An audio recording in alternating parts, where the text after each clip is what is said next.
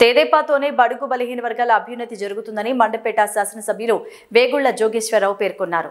Doctor BR Ambedkar Konaseema జిల్లా మండపేట పట్టణంలో 12, 13 వార్డుల్లో బాబు షూరిటీ భవిష్యత్ గ్యారంటీ కార్యక్రమంలో మాజీ మున్సిపల్ చైర్పర్సన్ చుండ్రు శ్రీవారి ప్రకాష్, పట్టణ అధ్యక్షులు ఉంగరాల రాంబాబు మరియు టీడీపీ జనసేన శ్రేణులతో కలిసి 14, 16లో ఎమ్మెల్యే ఇంటింటికి పర్యటించి మినీ మేనిఫెస్టోపై ప్రజలకు అవగాహన కల్పించారు. ఈ సందర్భంగా ఎమ్మెల్యే మాట్లాడారు.